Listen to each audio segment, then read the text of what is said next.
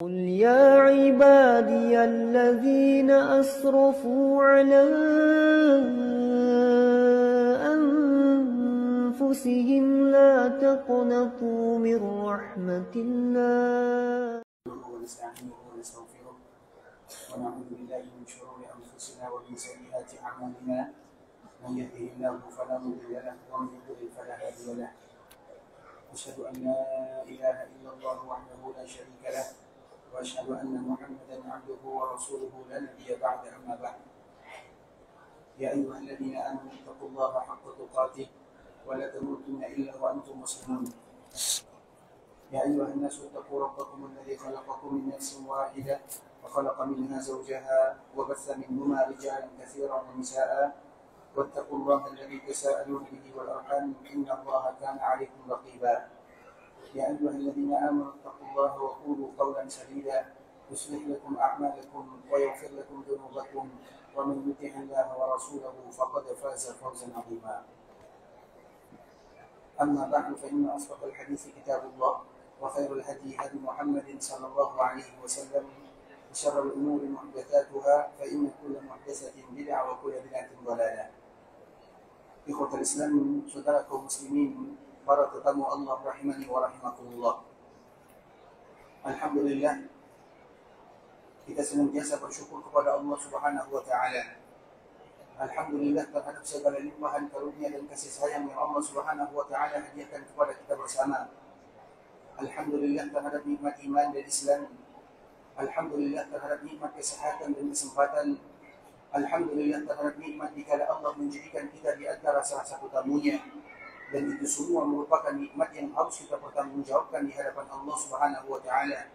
Dan salah satu kita mempertanggungjawabkan di hadapan Allah Azza wa Jalla adalah dengan senantiasa melakukan amalan-amalan yang diridhai oleh Allah Subhanahu wa taala. Dan itulah yang digambarkan oleh Allah Subhanahu wa taala di dalam Al-Qur'an. Ketika Allah menceritakan tentang Nabi Sulaiman dan ayahnya Nabi Dawud, wa qala rabbi awzi'ni an ashkura ni'mataka allati an'amta 'alayya wa 'ala walidayya wa an a'mala salihan tarda. Ya Allah, jadikanlah aku adalah hamba-hamba yang betul-betul bersyukur kepadamu.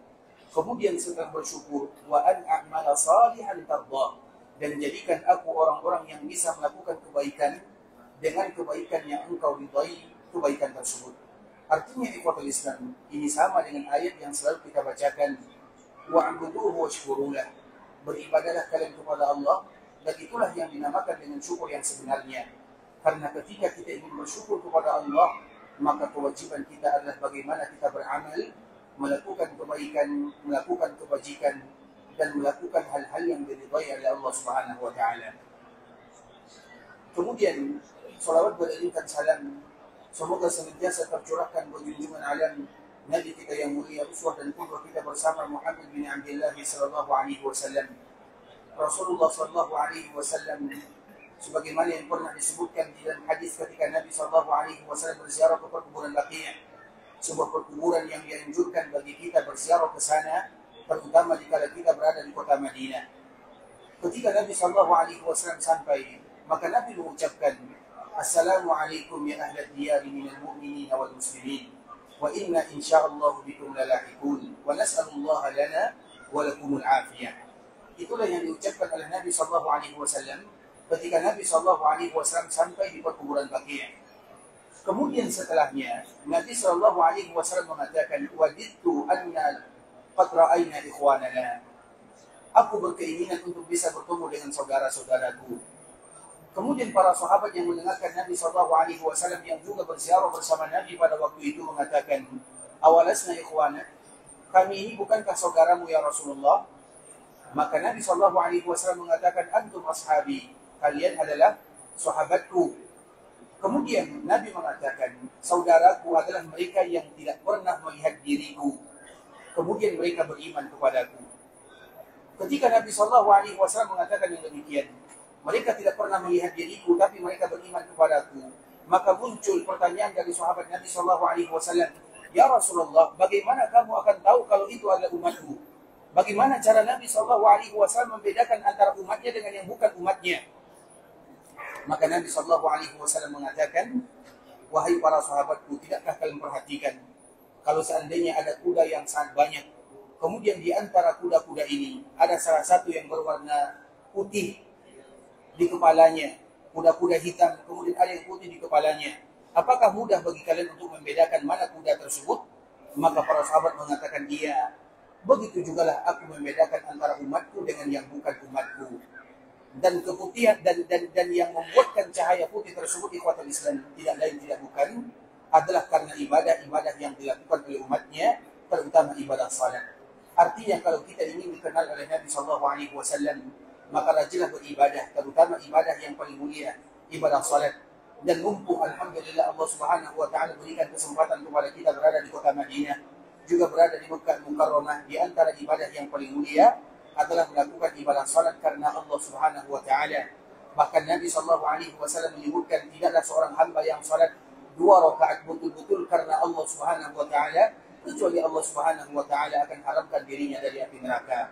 Oleh karena ikhwatul Islam, agar kita bisa dikenal oleh baginda Nabi yang mulia, maka alasannya tidak lain tidak bukan dengan melakukan ibadah. Dan ibadah yang paling diridhai oleh Allah dan yang membedakan antara umat Nabi dengan bukan umat Nabi adalah ibadah salat. Dengan itu pula Nabi akan bisa bersuara dan mengenal kita sebagai umatnya.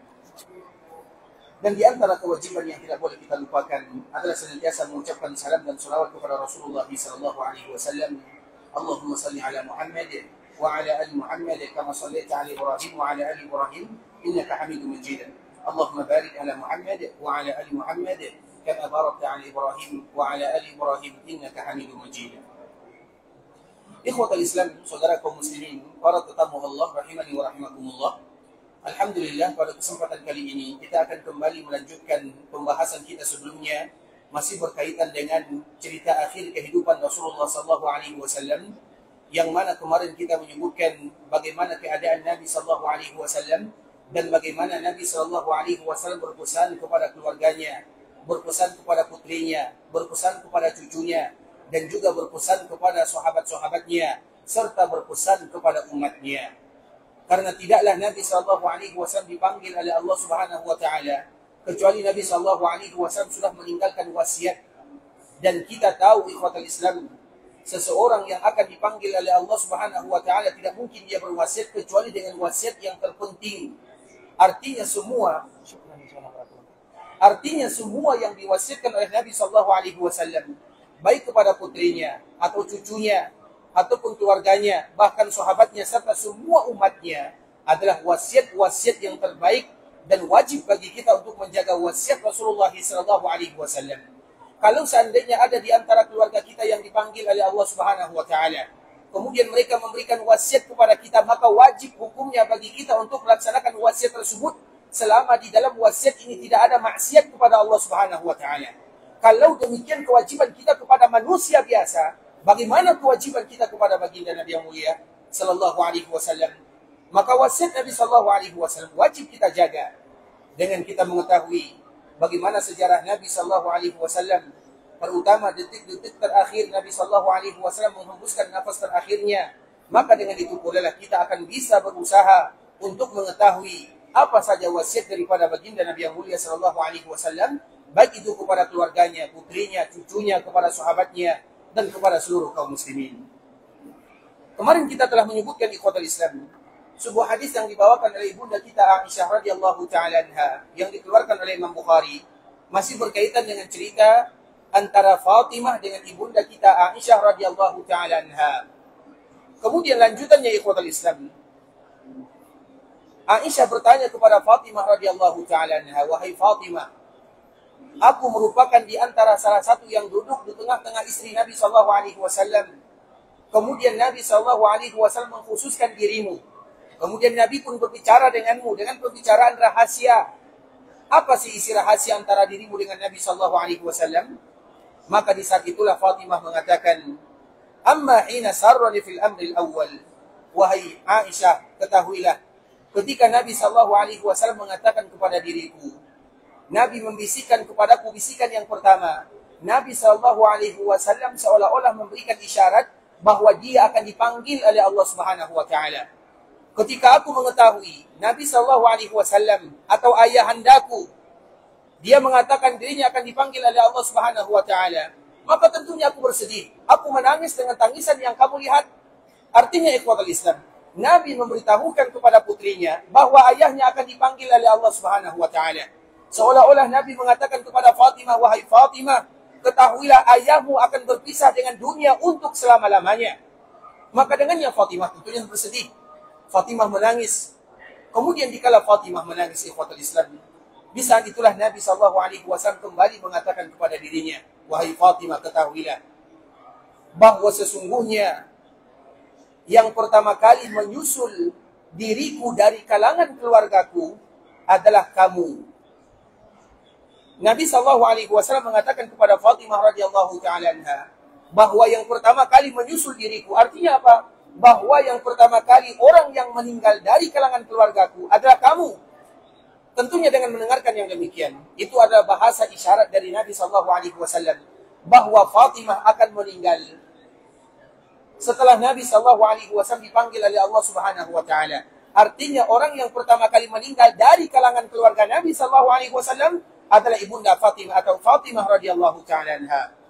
Kemudian ketika Nabi SAW mengatakan yang demikian, maka Nabi SAW juga menyebutkan, ya Fatimah, ala tardaina an takuni sayyidata nisa'il mu'minin. Wahai Fatimah, Nabi SAW mengatakan, wahai Fatimah, tidakkah engkau ridha ketika engkau menjadi pemimpin wanita-wanita yang ada di dunia? Hadis ini ikhwatul Islam adalah hadis yang sangat luar biasa untuk keluarga baginda Nabi yang mulia sallallahu alaihi wasallam. Dan kita harus mengetahui bahwa keluarga Nabi sallallahu alaihi wasallam yang para ulama mereka bersepakat di sana disebut dengan ashabul kisah. Ashabul kisah ini ikhwatul Islam, di kala mana Nabi SAW membungkus atau menutup keluarganya dengan sebuah pakaian. Kemudian Nabi SAW menyebutkan mereka itu adalah ahlul bait diriku, kata Nabi SAW. Siapa mereka? Mereka itu adalah Ali bin Abi Thalib, Fatimah radhiyallahu ta'ala anha, kemudian Hasan dan Husain radhiyallahu ta'ala anhuma. Pernah suatu ketika ikhwatul Islam, ada orang-orang Najran. Orang Najran ini adalah orang yang sekarang tinggalnya dekat dengan perbatasan daerah Yaman, kalau sekarang. Kemudian dulu mereka itu adalah orang-orang yang beragama Nasara. Dan kita selalu menyebutkan daerah Najran dulunya juga disebut dengan daerah Yaman. Dan Yaman ini ikhwatul Islam, Yaman ini adalah sebuah daerah yang ada di belakang Taif, semuanya disebut dengan Yaman. Dan di antara salah satu keutamaan orang Yaman, orang-orang Ansar, itu mereka berasal dari orang-orang Yaman. Kalimat Al-Ansar, apabila kita sebut dengan Ansar, maka mereka berasal dari orang-orang Yaman. Dan Nabi SAW menyebutkan di dalam sebuah hadisnya, bahwa aku akan berdiri di telagaku. Kemudian akan ada orang yang ingin meminumnya. Semua orang yang ingin meminumnya ditahan dulu oleh Nabi SAW. Kemudian Nabi mempersilahkan sebahagian mereka. Siapa yang dipersilahkan? Yaitu Ahlul Yaman. Siapa maksud Ahlul Yaman di sini? Yaitu orang-orang Ansar. Karena memang orang-orang Ansar itu berasal dari daerah Yaman. Nah, Najran ini juga termasuk bagian daripada daerah Yaman. Karena Yaman dulunya itu termasuk daerah Ahlul Kitab, antara Yahudi dengan Nasara. Tiba-tiba ikhwatul Islam, sebahagian mereka datang ke kota Madinah. Dan mereka tahu tentang Islam. Mereka tahu tentang Nabi SAW. Mereka tahu tentang semuanya, mereka tahu.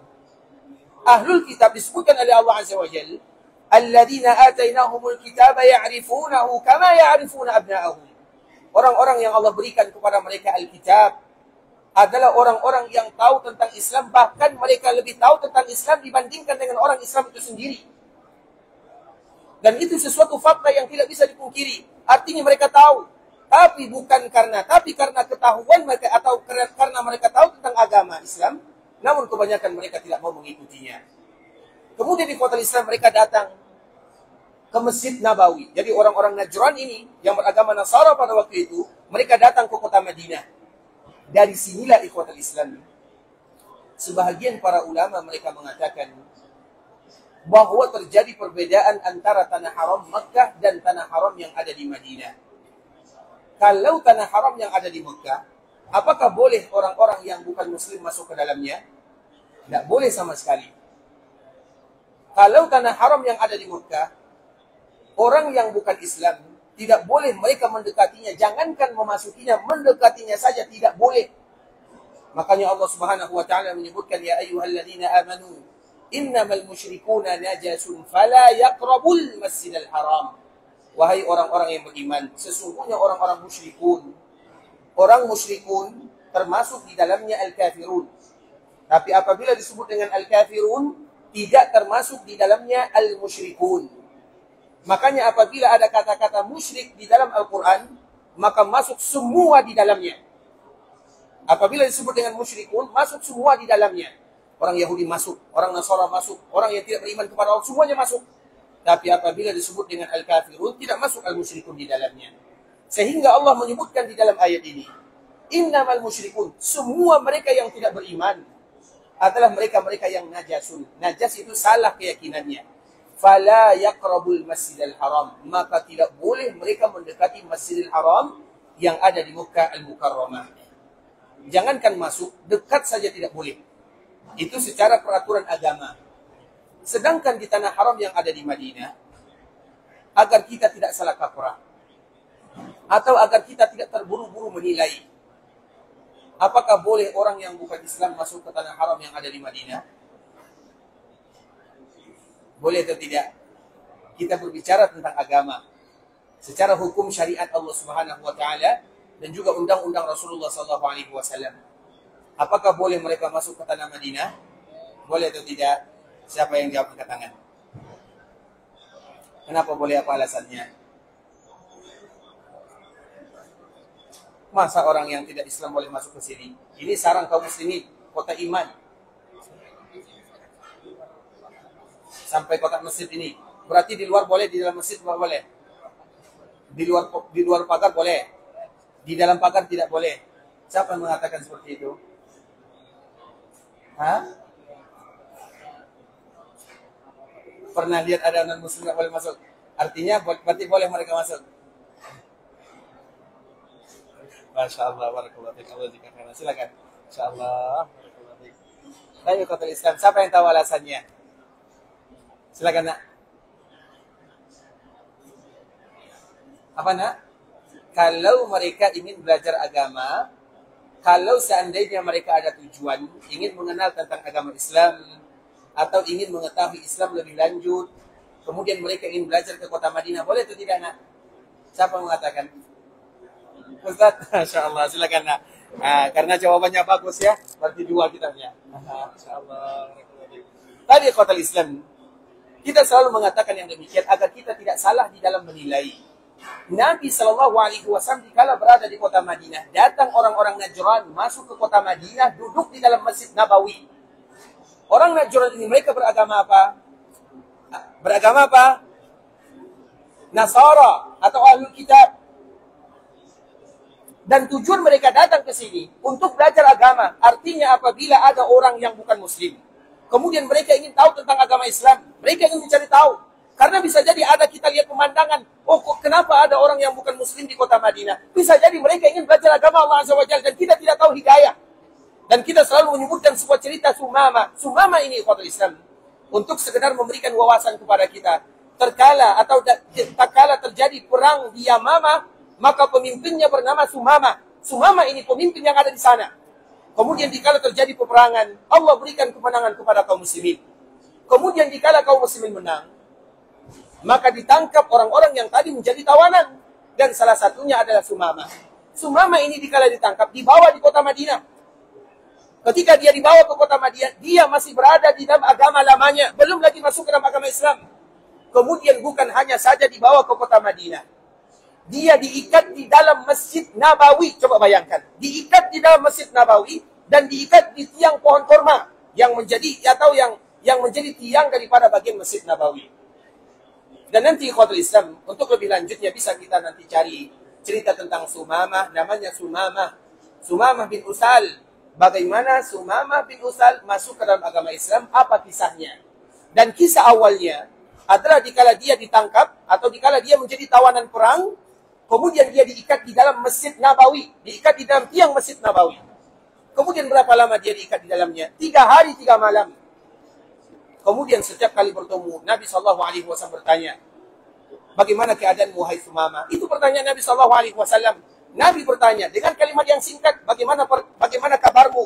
Maka Sumamah mengatakan, sebagaimana yang kau lihat, kalau engkau ingin membunuhku, engkau akan membunuh seorang yang punya darah. Kalau bahasa kitanya darah biru.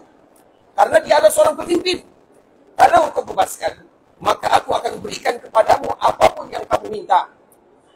Kemudian dikala Nabi mendengarkan jawaban Sumamah, Nabi SAW tidak lagi melanjutkan pembicaraannya. Nabi selesai. Hari pertama Nabi bertanya. Dan jawaban Sumamah sebagaimana tadi yang telah kita sebutkan. Hari kedua, pertanyaan Nabi juga sama. Dan jawaban Sumamah juga sama. Hari ketiga, Nabi bertanya dengan pertanyaan yang sama. Sumamah juga menjawab dengan jawaban yang sama. 3 hari 3 malam lamanya Sumamah berada di dalam Masjid Nabawi. Dan diikat di dalamnya. Tentunya selama dia berada di dalam Masjid Nabawi, Sumamah orang yang diberikan akal oleh Allah Subhanahu wa taala. Tentunya dia melihat pemandangan Nabi baca Quran, para sahabat mereka salat, beribadah kepada Allah, diikatnya di dalam Masjid Nabawi. Maka dia akan melihat pemandangan bagaimana orang-orang berubudiyah kepada Allah Azza wa Jalla. Kemudian ikhwatul Islam, dikala hari keempat, apa kata Nabi sallallahu alaihi wasallam? Atliqu Sumamah. Bebaskan Sumamah. Tanpa mengucapkan kata-kata yang panjang, Nabi SAW mengatakan, bebaskan dia. Maka Sumamah ini dia pergi meninggalkan Masjid Nabawi. Setelah 3 hari 3 malam lamanya, dia berada di dalamnya. Kemudian di kota Islam, setelah pergi, ternyata Sumamah ini senantiasa berpikir, apakah ini agama yang dimusuhi oleh orang-orang Arab yang ada di sekitarnya? Orang-orang yang berubudiyah kepada Allah.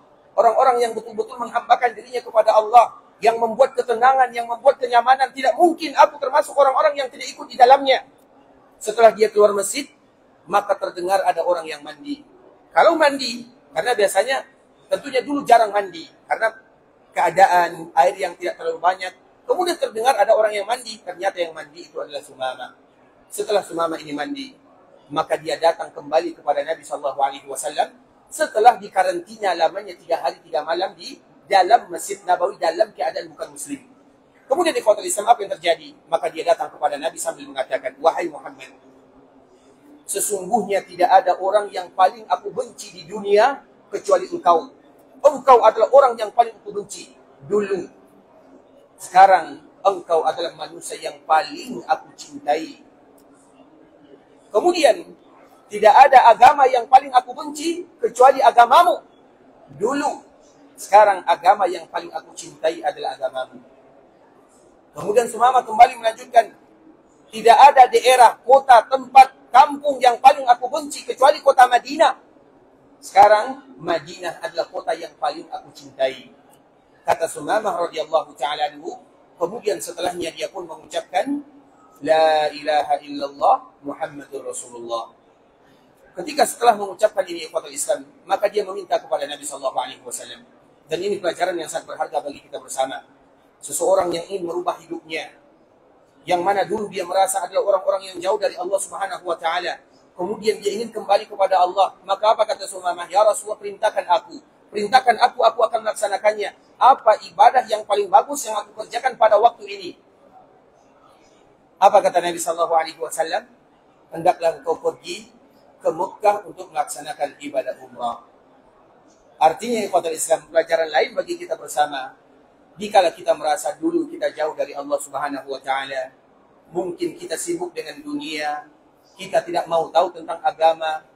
Kalau kita ingin kembali kepada Allah Subhanahu wa taala, maka lakukanlah sebagaimana yang dilakukan oleh sahabat Sumamah bin Utsal radhiyallahu taala anhu. Dan tidaklah Nabi perintahkan dirinya untuk melaksanakan ibadah yang mulia ini kecuali dalam ibadah tersebut mendapatkan atau terdapat di dalamnya keutamaan yang luar biasa. Nah, dari kisah ini ikhwatul Islam dapat kita ambil pelajaran. Sumamah ini dulu dia tidak berada di dalam agama Islam.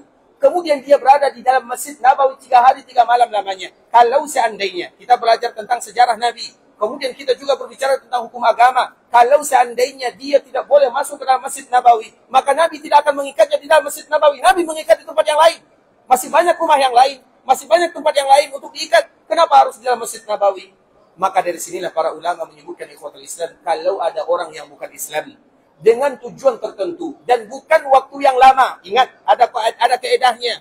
Dengan tujuan bisa jadi ingin mengenal Islam, dengan tujuan bisa jadi mereka ingin memperdalam agama, dan dalam waktu yang tidak terlalu lama, tidak terlalu berlama-lama, bisa 1 hari, 2 hari, maka tidak menjadi masalah. Dan itu ada di antara perbedaan antara tanah haram Mekah dan tanah haram di Madinah. Sehingga apabila kita mengetahui yang demikian ikhwatul Islam, kalau seandainya, tentunya kita sebagai seorang muslim, kalau seandainya kita melihat ada orang yang bukan muslim, kewajiban kita bukan untuk mencela. Kewajiban kita adalah berdoa kepada Allah Azza wa Jalla. Bisa jadi mereka itu adalah orang-orang yang sedang mengejar hidayah dari Allah Azza wa Jalla. Kita tidak tahu. Dan kita perhatikan sebagian kaum muslimin terlalu tajam mulutnya untuk mengatakan kalimat-kalimat yang dia tidak tahu. Kenapa ini? Kenapa itu? Kenapa itu? Mereka tidak tahu. Bisa jadi mereka adalah orang yang sudah lama belajar tentang Islam.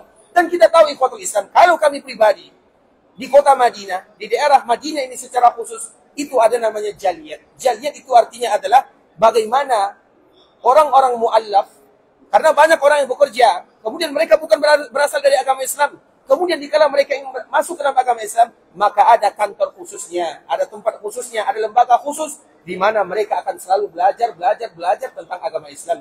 Dan sudah jutaan orang yang masuk ke dalam agama Islam. Kita tidak tahu yang demikian. Makanya apabila kita menjumpai yang demikian, di antara kewajiban kita adalah kita doakan dirinya. Kalau kita bisa berbicara dengannya, misalnya kita paham bahasanya, kemudian kita sebutkan Islam seperti ini, kita jelaskan. Coba bayangkan kalau kita berjumpa dengan orang yang bukan muslim, terutama di kota Madinah misalnya, kemudian dia masuk dalam agama Islam dan kita ada andil di dalamnya. Apa kata Nabi sallallahu alaihi wasallam? La an yahdiyallahu bika rajulan wahida khairul laka min humurin ni'am. Kalau ada salah seorang yang mendapatkan hidayah gara-gara kamu, maka itu lebih baik daripada onta merah. Siapa di antara kita yang pernah melihat onta merah? Tidak ada. Onta putih saja jarang kita lihat. Yang kita lihat adalah onta abu-abu, onta yang berwarna kuning, dan onta-onta yang biasa-biasa saja. Onta merah itu ikhwatul Islam adalah onta yang sangat berharga. Karena ada yang berwarna merah, ada yang berwarna putih, dan kami selalu menyebutkan, kami pernah melihat ada onta yang berwarna putih. Indah sekali. Dan kalau dinilai, harganya kurang lebih 1 juta rial. Itu baru onta putih, bagaimana dengan onta merah. Artinya, apabila ada orang yang mendapatkan hidayah gara-gara kita, maka ada kenikmatan yang luar biasa serta pahala yang sangat indah dijanjikan oleh Allah Subhanahu wa taala. Makanya kami menyampaikan yang demikian di ikhwatul Islam agar kita tahu secara hukum agama, dan kita juga harus menjaga kata-kata agar tidak mengatakan sesuatu yang bisa jadi kita tidak mengetahuinya. Karena kita melihat mungkin ada di antara kita yang menyaksikan, kok ada orang yang bukan muslim bisa datang ke kota Madinah. Bisa jadi mereka sedang mencari hidayah, mereka mempelajari agama, dan di antara kewajiban kita doakan mereka. Coba bayangkan, kalau kita doakan, ya Allah berikan hidayah kepadanya, kemudian Allah berikan hidayah kepadanya, berapa pahala yang akan kita dapatkan.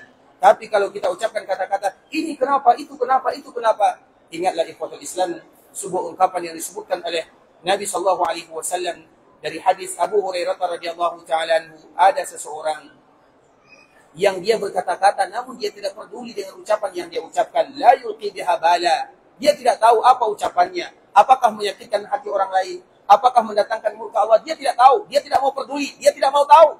Maka dengan ucapan inilah Allah campakkan dia ke dalam api neraka 70 tahun lamanya. Artinya bagaimana kita dianjurkan untuk menahan lisan dan lidah, kecuali berbicara dengan hal-hal yang diridhai oleh Allah Azza wa Jalla, atau kecuali yang kita tahu ilmu di dalamnya. Kalau kita tidak tahu, maka kita kembalikan kepada hadis Nabi sallallahu alaihi wasallam, "Man kana yu'minu billahi wal yawmil akhir falyaqul khairan aw liyasmut." Di dalam riwayat yang lain, "Falyaqul khairan aw liyaskut." Kalau kalian betul-betul beriman kepada Allah dan beriman kepada hari akhirat, maka katakanlah yang baik-baik saja. Kalau kalian tidak bisa mengucapkannya, maka lebih bagus kalian diam. Dengan diamnya kita lebih selamat. Nah, salah satunya ikhwatul Islam, masalah orang Najran tadi. Najran yang tadi beragama Nasara. Kemudian mereka datang ke kota Madinah. Kemudian mereka pun akhirnya berdialog dengan Nabi SAW. Kemudian Nabi SAW menyampaikan semuanya. Dan mereka tahu apa yang disampaikan oleh Nabi SAW benar adanya. Semua yang disampaikan oleh Nabi, mereka tahu itu adalah kebenaran. Namun mereka juga masih membantah Nabi SAW. Dikala mereka membantah Nabi SAW, apa kata Nabi? Kalau kalian juga tidak mau menerimanya dan tidak mau mengakuinya, ayo kita bermubahalah. Maka dari situlah ada istilah yang namanya mubahalah. Mubahalah itu ikhwatul Islam adalah yang satu bersumpah, satu golongan bersumpah, dan yang lain bersumpah kalau ada di antara mereka yang berdusta, maka dirinya akan dilaknat, keluarganya akan dilaknat, dan keturunannya juga akan dilaknat. Sehingga kita tidak boleh bermubahalah-mubahalah. Makanya kalau ada kaum muslim yang bermubahalah, kita heran kadang-kadang melihat kaum muslimin antara sesama Islam mereka bermubahalah. Kalau kita lihat Nabi SAW, Nabi sudah jelas benarnya. Orang Najran yang beragama Nasara sudah jelas salahnya. Baru Nabi bermubahalah di sana. Artinya kita harus berhati-hati. Karena mubahalah itu adalah sesuatu yang berat. Laknat bukan hanya untuk kita. Keluarga kita, anak cucu kita, keturunan kita. Apakah kita akan termasuk orang-orang yang zalim dikala keluarga kita dan anak cucu kita dizalimi oleh Allah atau dilaknat oleh Allah Azza wa Jalla? Oleh karenanya ikhwatul Islam, dikala orang-orang Najran ini datang ke kota Madinah, kemudian Nabi SAW menjelaskan agama, maka di saat itulah Nabi mengajak mereka bermubahalah. Kemudian Nabi mengatakan, datangkan keluarga kalian, aku akan datangkan keluargaku. Maka Nabi panggil keluarganya. Siapa yang dipanggil oleh Nabi? Nabi memanggil Ali bin Abi Thalib. Nabi memanggil Fatimah. Nabi memanggil Hasan. Nabi memanggil Husain. Kemudian Nabi SAW mengatakan, mereka adalah keluargaku. Ketika Nabi SAW sudah siap-siap bermubahalah, orang Najran Nasara, mereka tahu mereka salah. Sehingga pada akhirnya mereka tidak mau bermubahalah. Karena kalau mereka bermubahalah, mereka semuanya akan dilaknat oleh Allah Subhanahu wa taala atau akan disiksa dalam kehidupan dunia sebelum mereka disiksa di akhirat sana. Nah, intisari yang ingin kami sampaikan ikhwatul Islam, bahwa Nabi SAW mengatakan ini adalah keluargaku. Sehingga para ulama mereka sepakat, Hasan, Husain, Fatimah, Ali bin Abi Thalib, mereka itu disebut dengan Ahlul Bait. Apabila disebut dengan Ahlul Bait, maka terdapat 4 orang ini di dalamnya. Kemudian ikhwatul Islam, karena keluarga Nabi SAW itu lebih luas dibandingkan dengan hanya sekedar Ahlul Bait saja. Sebagian para ulama mengatakan, keluarga Nabi itu yang mana? Ada lagi yang menyebutkan, keluarga Nabi itu juga termasuk di dalamnya keluarga Al-Abbas radhiyallahu ta'ala anhu. Kenapa demikian ikhwatul Islam? Kenapa hanya keluarga Al-Abbas? Mana keluarga yang lain? Ketika Nabi SAW diutus oleh Allah menjadi seorang Nabi dan menjadi seorang Rasul, maka paman Nabi tinggal 4 orang. Paman Nabi itu berjumlah 10 orang. Ada yang menyebutkan 12. Ada yang menyebutkan 13. Namun riwayat yang masyhur menyebutkan bahwa paman Nabi itu 10 orang. Ketika Nabi diutus menjadi Nabi dan menjadi Rasul, yang tersisa dari paman Nabi hanya 4 orang saja. Siapa yang hafal? Ya, yang pertama yang dari belakang. Silakan. Siapa paman Nabi?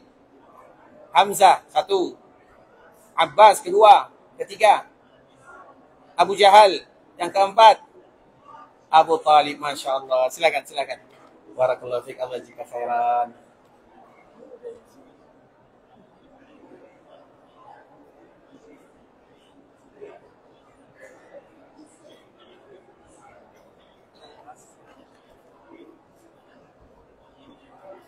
Masya Allah, barakallahu fiik, Ustaz, jazakumullahu khairan. Syukuran saya, barakallahu fiik. Wa'iyyakum, barakallahu fiik, Allah jika khairan. Barakallahu fiik. Tapi satu salah saya. Abu Jahal bukan paman Nabi SAW. Abu Lahab. Tapi ikhwatul Islam itu adalah paman Nabi SAW. Jadi yang tersisa dari paman Nabi 4. 2 darinya tidak ikut Nabi SAW. Dan 2 darinya ikut Nabi SAW. Yang ikut Nabi adalah Hamzah dan Al-Abbas. Hamzah kapan dia beriman kepada Nabi SAW? Sebelum hijrah dari Mekah menuju Madinah. Kalau Al-Abbas kapan beriman kepada Nabi? Siapa yang tahu kapan Al-Abbas ini beriman kepada Nabi SAW? Karena dari sini akan kita tahu siapa keluarga Nabi SAW. Al-Abbas. Kita selalu bercerita tentang Al-Abbas. Kapan dia beriman kepada Nabi SAW? Siapa yang tahu? Satu hari sebelum Fathu Mekah. Alhamdulillah, salah. Baik, yang lain. Hah? Masya Allah, Waalaikumsalam, Masya Allah. Silakan Ustaz, Masya Allah. Syukur Ustaz, Masya Allah. Barakallahu fiikum Ustaz. Tapi salah juga Ustaz ya. Baik, sama lagi yang lain. Al-Abbas itu ikhwatul Islam. Sebenarnya dia sudah lama masuk ke dalam agama Islamnya. Tidakkah kita tahu, dikala terjadi perjanjian Aqabah. Kita tahu perjanjian Aqabah? Perjanjian Aqabah itu ada 2. Perjanjian Aqabah yang pertama, perjanjian Aqabah yang kedua. disebut dengan perjanjian Aqabah karena nama sebuah tempat di sana bernama Aqabah. Makanya dekat Jamarat, kita tahu Jamarat, batas antara Mina dengan Makkah. Ada di sana namanya melontar Jamarat Aqabah. Di sanalah terjadi perjanjian tersebut, sebuah tempat yang bernama Aqabah. Di Aqabah ini adalah perjanjian antara Nabi dengan orang Madinah. Kemudian dikala Nabi berjanji dengan orang-orang Madinah, siapa yang selalu menjaga Nabi SAW?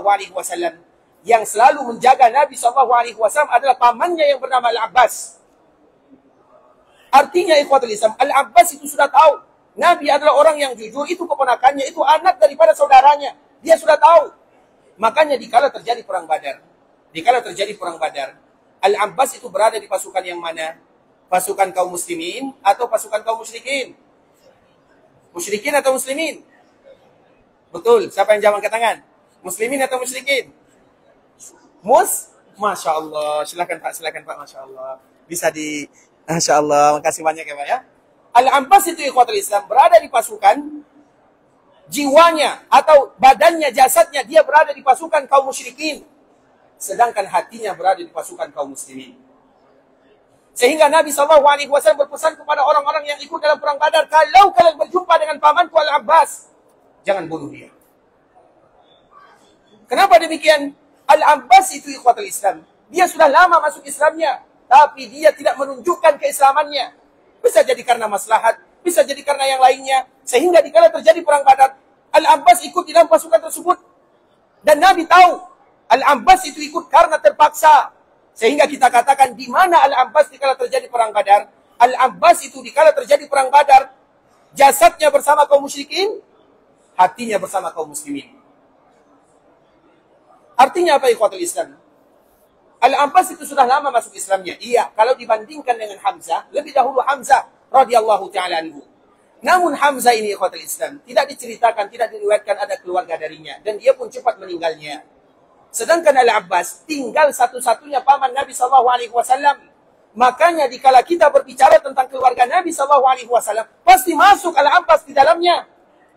Sehingga apabila kita berbicara tentang keluarga Nabi yang tadi kita sebutkan, Ali masuk, Fatimah masuk, Hasan dan Husain masuk, Al-Abbas masuk. Kalau Al-Abbas masuk, maka masuk pula anak-anaknya. Masuk Abdullah bin Abbas, masuk Fadl bin Abbas, masuk Husain bin Abbas. Mereka semua tetap disebut dengan keluarga Nabi SAW. Makanya ada istilah, terutama mereka yang berasal dari keturunan Al-Abbas, disebut dengan Abbasi, terakhir daripada ujung kalimat namanya. Kalau ada di antara mereka yang ujung namanya dari keturunan Hasan, disebut dengan Al-Hasani. Kalau mereka berasal dari keturunan Husain, disebut dengan Al-Husaini. Kalau Al-Abbas, maka ada kalimat ini. Sehingga nama tiga ini adalah nama tiga yang termasuk bagian daripada keluarga Nabi SAW. Bisa dipahami?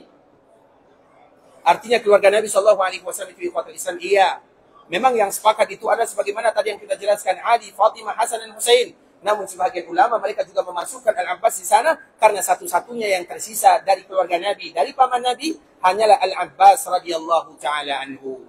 Kemudian ikhwatul Islam, jadi Fatimah radhiyallahu taala anha, Fatimah yang memiliki keutamaan yang luar biasa, merupakan orang yang paling dicintai oleh Nabi SAW. Dan Nabi SAW mengatakan kepada Fatimah sebelum Nabi SAW wafat, "Ala tardain, wahai Fatimah, wahai orang-orang yang berasal dari darah dagingku, wahai orang yang menjadi bagian daripada kehidupanku, tidakkah engkau ridha ketika engkau nantinya orang yang pertama kali menyusul diriku, kemudian engkau akan menjadi pemimpin wanita-wanita sedunia?" Maka dari sini ikhwatul Islam, keutamaan yang sama juga dimiliki oleh ibunya Fatimah radhiyallahu taala anha yang bernama Khadijah. Kalimat ini juga disebutkan oleh Nabi SAW untuk Khadijah. Khadijah itu juga menjadi pemimpin atau pemimpin wanita yang ada di alam atau ada di umat Nabi SAW. Kalau ada di antara kita yang bertanya, siapakah pemimpin wanita yang berasal dari umat Muhammad bin Abdullah? Jawabannya dua. Yang pertama adalah Khadijah, yang kedua adalah Fatimah. Kenapa bisa dua? Dua hal ini sesuatu yang tidak bertentangan. Karena yang satu ibunya, yang satu anaknya sama-sama. Sama-sama mereka mendapatkan kemuliaan. Sama-sama dilebihkan oleh Allah Subhanahu wa taala. Bahkan dalam sebuah hadis ikhwatul Islam terutama tentang Khadijah, Nabi menyebutkan, "Inni ruziqtu birraha." Inni ruziktu birruha. Dikala berbicara tentang Khadijah, karena dia adalah pemimpin wanita yang ada di dunia, sebagaimana putrinya juga pemimpin wanita yang ada di dunia, dan mereka adalah pemimpin wanita yang ada di dalam surga. Sama. Nabi menyebutkan, sesungguhnya aku diberikan oleh Allah karunia untuk mencintainya. Artinya Nabi SAW betul-betul mencintai Khadijah. Kalau Nabi mencintai Khadijah, maka sudah pasti Nabi SAW mencintai putrinya yang satu-satunya tinggal, yaitu Fatimah radhiyallahu ta'ala anha. Makanya kalau kita membahas tentang keutamaan yang dimiliki oleh Khadijah dan juga yang dimiliki oleh Fatimah, sangat banyak sekali ikhwatul Islam. Dan cukup salah satunya ucapan yang disebutkan oleh ibunda kita Aisyah radhiyallahu ta'ala anha. Aisyah ini mengatakan, orang yang paling aku cemburu dari istri-istri Nabi SAW adalah Khadijah. Aisyah cemburu, iya. Kepada istri yang lain, Aisyah juga cemburu. Aisyah cemburu kepada Sofiyah, karena Sofiyah orang yang pandai masak, yang cantik, yang pintar. Aisyah cemburu. Aisyah ini diantara salah satu sifatnya adalah pencemburu. Dan itu biasa. Karena kalau tidak cemburu, maka kita nanti akan bertanya-tanya kenapa tidak bercemburu. Kemudian di ikhwatul Islam, Aisyah mengatakan, di antara yang paling aku cemburu kepadanya adalah Khadijah. Padahal aku tidak pernah berjumpa dengannya. Makanya kemarin kita menyebutkan Aisyah lahir 4 tahun atau 5 tahun setelah Nabi diutus menjadi Nabi dan menjadi Rasul. Itu baru lahirnya. Kemudian dikala dia kecil, maka Khadijah sudah dipanggil oleh Allah Subhanahu wa taala. Walaupun mereka satu zaman, tapi Aisyah tidak pernah berjumpa dengan Khadijah. Namun kenapa Aisyah bisa cemburu kepada Khadijah? Padahal dia tidak pernah melihat Khadijah. Karena banyaknya Nabi SAW menyebut dengan kalimat-kalimat Khadijah. Sedikit-sedikit Nabi mengatakan Khadijah, Khadijah, Khadijah. Bahkan Nabi SAW berjumpa dengan temannya Khadijah. Kalau ada teman Khadijah, maka Nabi SAW akan bercerita lama dengannya, seolah-olah Nabi ingin mengenang masa-masa lalu, nostalgia yang indah bersama Khadijah radhiyallahu ta'ala anha.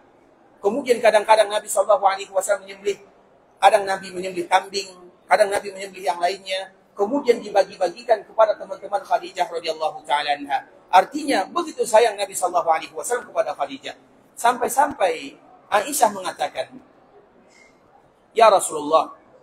Aisyah mengeluarkan kata-kata yang artinya, dan kata ini sebenarnya tidak salah. Ya Rasulullah, nenek itu, dibilang nenek sama Khadijah. Artinya nenek itu adalah Khadijah. Dari sini para ulama mengambil pendapat di ikhwatul Islam, berarti Khadijah itu betul-betul sudah tua. Karena Aisyah mengatakan dirinya adalah seorang nenek. Karena Khadijah itu dikala menikah dengan Nabi. Berapa umur Khadijah? Berapa? Betul nih, 40. Biasanya kalau perempuan, Khadijah berapa anaknya? Anak Khadijah berapa? 6. Biasanya wanita, kalau mereka berumur 4 tahun, kira-kira berapa lagi kesempatan mereka punya anak keturunan? Biasanya perempuan itu akhir dia melahirkan biasanya. Berapa umurnya? 40 atau 50. Anggaplah Khadijah antara satu anak dan anak yang lainnya jaraknya 2 tahun atau 3 tahun. Berapa kira-kira anak Khadijah kalau umurnya 40? Dari sinilah para ulama mengatakan di ikhwatul Islam, Khadijah menikah dengan Nabi, Khadijah itu masih muda, umurnya 28 tahun. Umurnya 28 tahun. Walaupun kita tidak memungkiri, ada juga yang menyebutkan 40 tahun, dan salah satu yang mengatakan alasannya 40 tahun karena perkataan Aisyah. Aisyah mengatakan, ya Rasulullah, nenek itu, makanya disebut dengan nenek. Kalau nenek itu sudah tua, nenek itu sudah diganti dengan yang terbaik. Artinya dia mengatakan, dia sudah diganti dengan aku. Seolah-olah Khadijah mengatakan yang demikian karena saking jengkelnya Aisyah kepada Rasulullah SAW. Saya yang masih di depanmu, saya yang hidup. Sedikit-sedikit kamu bercerita tentang Khadijah. Ini saya ya Rasulullah. Makanya dia pada akhirnya mengatakan, nenek tua itu sudah diganti dengan diriku. Kalimat ini ikhwatul Islam. Itu kalau kita terjemahkan. Kalau kita terjemahkan ke dalam bahasa kita. Artinya, sudah ada gantinya yang lebih baik. Apa kata Nabi SAW? Allah tidak pernah menggantinya dengan yang lebih baik. Artinya, Khadijah akan tetap menjadi yang terbaik di dalam hati Nabi kita yang mulia sallallahu alaihi wasallam. Sehingga ikhwatul Islam, Khadijah itu merupakan di antara salah satu wanita-wanita yang memimpin, wanita-wanita yang ada di dunia dari kalangan umat Nabi yang mulia. Begitu juga dengan putrinya Fatimah. dan mereka pun akan menjadi pemimpin wanita-wanita yang ada di dalam surga. Dan itu merupakan di antara keutamaan yang luar biasa yang dimiliki oleh keluarga baginda Nabi yang mulia sallallahu alaihi wasallam. Kemudian ikhwatul Islam, setelah Fatimah menceritakan akan itu semua, maka kita akan kembalikan bagaimana kehidupan Nabi sallallahu alaihi wasallam. Apa cerita yang terjadi kepada Nabi sallallahu alaihi wasallam? Maka di dalam sebuah hadis yang kembali diriwayatkan oleh ibunda kita Aisyah radhiyallahu taala anha, dan ini berbicara tentang akhir daripada Nabi sallallahu alaihi wasallam atau wafatnya Nabi sallallahu alaihi wasallam. Karena memang Nabi sallallahu alaihi wasallam memilih wafat di kota Madinah, dan Nabi sallallahu alaihi wasallam minta izin kepada istri-istrinya untuk tinggal di rumah Aisyah radhiyallahu taala anha. Nabi sallallahu alaihi wasallam pernah menyebutkan dalam hadis yang dibawakan oleh ibunda kita Aisyah juga, Inni la astati'u an adura bainakun. Wahai istri-istriku, sesungguhnya aku tidak lagi bisa tinggal di rumah kalian. Aku tidak bisa lagi berdiri. Aku sedang sakit. Aku tidak lagi bisa pergi antara satu rumah kepada rumah yang lainnya. Kalau kalian izinkan diriku untuk tinggal di rumah Aisyah, maka aku akan tinggal di rumah Aisyah. Walaupun Nabi minta izin kepada para istrinya, namun istri-istri Nabi SAW, ketika Nabi berada di rumah Aisyah, mereka tetap semuanya selalu berkumpul dan menjadikan rumah Aisyah sebagai tempat mereka berkumpul, menjaga Nabi dan menemani Nabi SAW. Kemudian akhir cerita, akhir kehidupan Nabi SAW adalah hadis yang dibawakan oleh ibunda kita Aisyah. Aisyah kembali menyebutkan, Inna min ni'amillahi alayya. Sesungguhnya di antara nikmat yang Allah berikan kepada diriku, anna Rasulullah sallallahu alaihi wasallam tuwfiya fi baiti wa fi yaumi wa baina sahri wa nahri. Aisyah mengatakan, di antara karunia Allah yang diberikan kepadaku, bahwa Nabi sallallahu alaihi wasallam wafat di rumahku, di hariku, dan di pangkuanku, kata Aisyah radhiyallahu taala anha. Sehingga seolah-olah Aisyah merasa bangga. Bangga bukan karena wafatnya Nabi sallallahu alaihi wasallam, na'udzubillah, tapi bangga dikala dia bisa merawat Nabi sallallahu alaihi wasallam sampai akhir hayat. Karena tentunya dikala Aisyah diberikan kesempatan untuk bisa bersama Nabi sallallahu alaihi wasallam di akhir kehidupannya, maka tentunya banyak cerita yang terjadi antara Nabi sallallahu alaihi wasallam dengan Aisyah radhiyallahu taala anha. Maka dari situlah ikhwatul Islam, dikala Nabi sallallahu alaihi wasallam sakit, kemudian Nabi minta izin kepada para istrinya untuk tinggal di rumah Aisyah. Tentunya selama Nabi tinggal di rumah Aisyah, banyak cerita antara Nabi dengan Aisyah radhiyallahu taala anha. Makanya banyak hadis-hadis yang diriwayatkan oleh ibunda kita Aisyah yang tidak ada pada istri Nabi yang lainnya. Atau banyak ilmu-ilmu yang didapatkan oleh ibunda kita Aisyah, terutama seputar agama, yang tidak ada para sahabat-sahabat yang lainnya. Karena hari-hari terakhir yang sangat indah yang dilalui oleh Aisyah bersama suaminya, bersama nabinya Muhammad bin Abdullah sallallahu alaihi wasallam, yang tidak ada antara dirinya dengan Nabi kecuali mereka berdua sahaja, tidak ada orang lain. Dan itu merupakan momen yang indah. Dan kita tahu semua yang disampaikan oleh Nabi sallallahu alaihi wasallam dengan mudah Aisyah menghafalnya. Karena Aisyah dikala Nabi meninggal, umurnya masih berapa kemarin kita sebutkan? 18 tahun, umur 18 tahun. Waktu di mana menghafal itu sangat mudah. Sehingga kita selalu menyebutkan itu merupakan rahasia Allah Subhanahu wa taala memilihkan Aisyah untuk menjadi istri dan pendamping Nabi di akhir kehidupannya, untuk menjaga agama Allah Subhanahu wa taala dan untuk menukilkan hadis-hadis yang bercerita tentang Nabi, terkhusus yang bercerita tentang keluarga Nabi dan rahasia-rahasia Nabi dengan keluarganya atau yang ada di rumahnya. Makanya hadis-hadis yang bercerita tentang wafatnya Nabi semuanya rata-rata bersumber dari ibunda kita Aisyah, karena memang Nabi wafat di rumah Aisyah, wafat di rumah Aisyah, di pangkuan Aisyah dan di hari Aisyah. Sehingga dengan itulah Aisyah mengatakan, di antara nikmat Allah kepada diriku, Nabi wafat yang pertama di mana Nabi wafat? Di rumah Aisyah radhiyallahu taala anha. Karena memang rumah Aisyah itu ikhwatul Islam, ada yang menyebutkan ketika Nabi sallallahu alaihi wasallam menikah dengan Aisyah, Aisyah pada waktu itu masih berumur 6 tahun. Kemudian Nabi hijrah ke kota Madinah. Aisyah pun hijrah ke kota Madinah. Dikala Aisyah hijrah di kota Madinah, pada awal tahun atau tahun pertama di kota Madinah, atau ada lagi yang menyebutkan hampir masuk pada tahun kedua di kota Madinah, maka baru di saat itulah Nabi sallallahu alaihi wasallam satu rumah dengan Aisyah radhiyallahu taala anha. Aisyah itu pada waktu itu masih main-main. Kemudian dipanggil oleh wanita-wanita yang berasal dari Muhajirin atau wanita-wanita yang berasal dari Ansar Dan Aisyah mengatakan, aku tidak tahu kenapa mereka memanggil diriku. Kemudian dipanggil. Kemudian dirapikan Aisyah. Aisyah itu artinya didandan kalau bahasa kitanya. Kemudian setelah didandan, ternyata mereka ingin mengantarkan diriku kepada Nabi SAW. Artinya itu adalah awal di mana Nabi dan Aisyah satu rumah. Dan rumah Nabi SAW. Di sinilah para ulama mereka berbeda. Apakah Aisyah bergabung dengan Nabi ketika kiblat masih menuju Baitul Maqdis, atau ketika kiblat masih menuju Baitul Maqdis? Kalau seandainya kita mengatakan ikhwatul Islam, Nabi SAW bergabung dan bercampur dengan ibunda kita Aisyah di awal tahun kedua Hijriah, berarti pada saat itu kiblat kaum muslimin masih menuju Baitul Maqdis.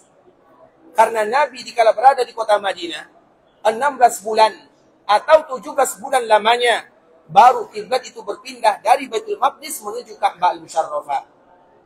Sehingga rumah Nabi SAW dikala bergabung dengan Aisyah dibuat di bagian belakang Masjid Nabawi. Kenapa di bagian belakang Masjid Nabawi? Karena kiblat itu masih menuju Baitul Maqdis. Sehingga dikala Nabi membuat rumah Aisyah radhiyallahu ta'ala anha, Nabi membuat rumah di bagian belakang, bukan di bagian depan Masjid Nabawi. Dan Nabi tidak pernah membuat rumah di bagian depannya dulunya. Tapi dikala terjadi perputaran kiblat 180 derajat, maka yang tadinya bagian belakang menjadi bagian depan. Artinya ikhwatul Islam, rumah Aisyah adalah rumah yang dibuat oleh Nabi SAW tentunya sebelum terjadi perpindahan kiblat. Kemudian dikala kiblat sudah berpindah ke Makkah Al-Mukarramah, maka rumah Aisyah tetap di sana. Dan di antara hikmahnya ikhwatul Islam, bahwa rumah ibunda kita Aisyah menjadi batasan untuk sebuah tempat yang paling mulia yang dinamakan dengan Raudhah Asy-Syarifah. Sehingga dengan itu pula lah Nabi SAW menyebutkan ma baina baiti, di antara rumahku, kata Nabi. Rumah Nabi. Nabi mengatakan di antara rumahku. Rumah siapa yang dimaksudkan oleh Nabi SAW? Tidak lain tidak bukan, jawabannya adalah rumah ibunda kita Aisyah radhiyallahu ta'ala anha. Sehingga rumah Aisyah menjadi batasan. Kalau kita tahu di mana lokasi rumah Aisyah, berapa panjang dan lebar rumah Aisyah, maka dari situ kita akan tahu berapa lebarnya Raudhah Asy-Syarifah yang disebutkan oleh Nabi SAW, dan rumah Aisyah menjadi batasannya. Kemudian ikhwatul Islam, kita kembalikan kepada ucapan Aisyah radhiyallahu ta'ala anha, tuwfiya fi baiti wa fi yaumi. Rasul meninggal di rumahku dan di hariku. Kenapa demikian ikhwatul Islam? Kenapa gunanya? Apa gunanya Aisyah mengatakan wa fi yaumi? Karena Allah Subhanahu wa taala ingin menyempurnakan kemuliaan untuk ibunda kita Aisyah radhiyallahu ta'ala anha. Karena tadi kita menyebutkan Nabi SAW dikala sakit, Nabi minta izin kepada keluarganya untuk tinggal di rumah ibunda kita Aisyah. Kemudian tidaklah Allah mencabut nyawa Nabi SAW kecuali hari itu adalah betul-betul hari jatahnya ibunda kita Aisyah radhiyallahu ta'ala anha. Walaupun di rumah Aisyah, tapi kalau seandainya bukan giliran Aisyah yang sebenarnya, maka kemuliaannya akan kurang. Tapi kalau seandainya Nabi wafat di rumah Aisyah dan hari Senin ini, memang hari di mana itu adalah jatah untuk Aisyah. Kalaupun Nabi tidak tinggal di sana, maka setiap hari Senin atau di hari Senin, maka Nabi akan tinggal di rumah Aisyah radhiyallahu ta'ala anha. Kalau seandainya, kita kalau berandai-andai, kalau seandainya para istri Nabi, mereka mengatakan, ya Rasulullah, kami tidak mau kalau kamu tinggal di rumah Aisyah, karena kami juga ingin menjaga dirimu, kami juga ingin merawatmu. Dan alasan mereka, alasan yang masuk akal. Karena mereka berlomba-lomba untuk menjaga Nabi SAW. Kami tidak mau, kami tidak setuju. Kalau seandainya para istri Nabi mengatakan yang demikian, maka Allah akan tetap mewafatkan Nabi SAW di harinya Aisyah radhiyallahu ta'ala anha. Nabi tidak akan wafat di hari ibunda Nabi yang lainnya, atau di hari para istri Nabi yang lainnya. Bisa dipahami? Tetap Nabi akan wafat di hari jatahnya Aisyah radhiyallahu ta'ala anha. Karena hari Aisyah itu hari yang spesial. Kenapa kita katakan yang spesial di kota Islam? Bahkan pernah istri Nabi yang lainnya, mereka kalau kita bahasakan, mereka pernah demo kalau bahasa kitanya, protes kepada Nabi SAW. Para sahabat Nabi, mereka selalu memberikan hadiah kepada Nabi SAW. Kalau mereka ingin memberikan hadiah kepada Nabi, mereka harus memilih hari yang tepat. Dan tidak ada hari yang paling tepat ketika mereka ingin memberikan hadiah kepada Nabi, kecuali ketika Nabi berada di rumah Aisyah radhiyallahu ta'ala anha. Artinya kalau Nabi berada di rumah istri yang lainnya, para sahabat tidak akan memberikan hadiah kepada Nabi. Mereka menyimpannya. Kemudian dikala Nabi tinggal di rumah Aisyah, maka pada waktu itulah mereka mengeluarkan hadiah yang mereka simpan, kemudian mereka memberikan kepada Nabi SAW. Kenapa demikian? Karena para sahabat tahu manusia yang mendatangkan ketenangan, kenyamanan, keindahan, kecintaan kepada Nabi SAW adalah ibunda Aisyah radhiyallahu taala anha. Sehingga dikala mereka memberikan hadiah kepada Nabi, rumah Aisyah jatahnya harinya adalah hari yang paling bahagia yang dinanti-nanti oleh Nabi sallallahu alaihi wasallam. Dikala mereka memberikan hadiah, maka seolah-olah mereka akan mendatangkan senyum dari Nabi sallallahu alaihi wasallam. Sehingga dengan itu pula istri Nabi protes kepada Nabi sallallahu alaihi wasallam. Ya Rasulullah, katakan kepada para sahabatmu, kalau mereka ingin berikan hadiah, jangan pilih-pilih. Di rumah mana saja kamu berada, berikan hadiah. Jangan hanya di rumah Aisyah radhiyallahu taala anha saja. Artinya saking cemburunya istri yang lain. Karena istri yang lain juga ingin diperlakukan perlakuan yang sama. Mereka juga ingin membuka hadiah yang diberikan kepada Nabi. Namun hadiah ini selalu diberikan kepada dikala Nabi berada di rumah Aisyah radhiyallahu taala anha. Artinya yang akan menikmatinya yang pertama kali adalah Aisyah radhiyallahu taala anha bersama Rasulullah sallallahu alaihi wasallam. Sehingga ikhwatul Islam, hari Aisyah itu merupakan hari yang indah. Maka dengan itulah Aisyah mengatakan wa fi yaumi, Nabi wafat di hariku, yaitu di hari Senin. Dan selalu kita menyebutkan hari Senin hari yang bersejarah. Hari Senin, hari di mana Allah lahirkan manusia yang paling mulia ke dunia, yang bernama Muhammad bin Abdullah. Hari Senin, hari di mana Allah utus seorang Nabi yang paling mulia, Muhammad bin Abdullah sallallahu alaihi wasallam. Hari Senin, hari di mana Nabi mengawali langkahnya untuk membentuk sebuah daerah yang agamis, yaitu dikala Nabi hijrah ke kota Madinah. Maka sampainya Nabi di Madinah juga pada hari Senin. Dan hari Senin adalah hari yang menjadi malapetaka musibah bagi seluruh dunia. Karena Nabi juga dipanggil oleh Allah Subhanahu wa taala pada hari Senin. Jadi hari Senin ini ikhwatul Islam, hari Nabi lahir, hari Nabi diutus, hari Nabi hijrah ke kota Madinah, dan hari Nabi dipanggil oleh Allah Subhanahu wa taala. Makanya kalau ada di antara kita yang mengatakan ingin mengenang hari kelahiran Nabi sallallahu alaihi wasallam, maka solusi dari Nabi sallallahu alaihi wasallam adalah berpuasa setiap hari Senin. Itulah hakikat yang sebenarnya bagi mereka yang ingin mengenang hari kelahiran baginda Nabi yang mulia sallallahu alaihi wasallam. Sesuai dengan hadis yang dibawakan oleh Imam Bukhari, dikala Nabi ditanya kenapa Nabi berpuasa di hari Senin, karena Nabi mengatakan zalika yaumun ulidtu fi, karena hari itu adalah hari di mana aku lahir. Kalau ada di antara kita yang ingin mengenang hari kelahiran Nabi, adalah caranya satu-satunya cara adalah dengan berpuasa, sebagaimana yang dilakukan oleh baginda Nabi yang mulia dan dilakukan oleh para sahabat Nabi dan juga dilakukan oleh para ulama.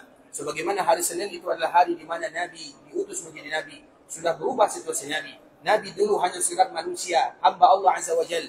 Namun sekarang status Nabi menjadi Abdullah wa Rasuluh, hamba Allah dan utusan Allah. Kemudian hari Senin, hari di mana Allah berikan kekuatan baru kepada Nabi SAW. Di Mekah Nabi tidak bisa melakukan apa-apa. Namun dikala Nabi pindah ke kota Madinah, pada hari Senin tepatnya, awal kemenangan diberikan oleh Allah Subhanahu wa taala. Dan hari Senin itu pula lah hari di mana Allah bertemu dengan kekasihnya, dan Nabi juga bertemu dengan Sang Pencipta. Hari Senin, hari kematian atau wafatnya baginda Nabi yang mulia sallallahu alaihi wasallam. Dan insyaallah ikhwatul Islam, kita akan melanjutkan bagaimana wafatnya Rasulullah sallallahu alaihi wasallam dan apa yang terjadi antara Nabi dengan ibunda kita Aisyah. Kemudian kalimat-kalimat apa saja yang diucapkan oleh Rasulullah sallallahu alaihi wasallam. Semoga Allah Subhanahu wa taala mudahkan kita semuanya untuk senantiasa mengetahui tentang sejarah Nabi sallallahu alaihi wasallam, agar benih-benih cinta selalu tumbuh dan mekar di dalam jiwa dan raga kita bersama. Ikhwatul Islam, saudara kaum muslimin, para tetamu Allah rahimani wa rahimakumullah, sampai di sini pembahasan yang bisa kami jelaskan. Yang benar dari Allah Subhanahu wa taala, yang salah sudah pasti dari diri kami pribadi karena kurangnya ilmu kami, karena kebodohan dan kejahilan kami. Kami mohon dimaafkan kalau ada kata-kata yang kurang tepat, kata-kata yang kurang pantas untuk didengarkan, kami mohon dimaafkan. Dan kita selalu berharap kepada Allah Subhanahu wa taala agar Allah menjadikan perkumpulan kita ini adalah perkumpulan yang mendatangkan ampunan Allah Subhanahu wa taala, dan perpisahan kita setelah ini adalah perpisahan yang dijaga oleh Allah Subhanahu wa taala. Sebagaimana Allah kumpulkan kita di kota Madinah, di daerah Nabi, di masjid Nabi sallallahu alaihi wasallam, maka kita juga berharap agar kita dikumpulkan oleh Allah Subhanahu wa taala di dalam surga bersama baginda Nabi yang mulia sallallahu alaihi wasallam. Bagi kita yang ingin pergi ke kota Mekah Al-Mukarramah, kita berdoa agar mereka menjadi dan mendapatkan ibadahnya atau umrahnya menjadi umrah yang mabrurah, wa sa'yan mashkura, wa dhamman maghfura. Kalau ada di antara kita yang ingin meninggalkan tanah haram Makkah dan Madinah untuk pulang ke kampung halamannya, semoga Allah mudahkan perjalanannya, dilancarkan urusannya, diberikan kepadanya kesehatan dan keberkahan, dan dikumpulkan bersama keluarganya dalam keadaan sehat walafiat. Dan kita selalu berharap, berdoa dan bermohon kepada Allah siang dan malam agar kita selalu termasuk orang-orang yang dipanggil oleh Allah untuk datang beribadah ke tanah haram Makkah dan Madinah. Kita tutup dengan mengucapkan doa kafaratul majlis. Subhanakallahumma bihamdika asyhadu an la ilaha illa anta astaghfiruka wa atubu ilaik. Wa sallallahu wa sallim ala nabiyyina wa habibina wa khalilina wa sayyidina Muhammadin wa ala alihi wa sahbihi wa sallam tasliman katsira. Assalamualaikum warahmatullahi wabarakatuh.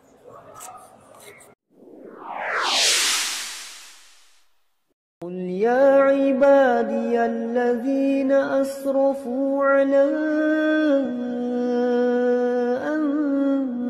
أنفسهم لا تقنطوا من رحمة الله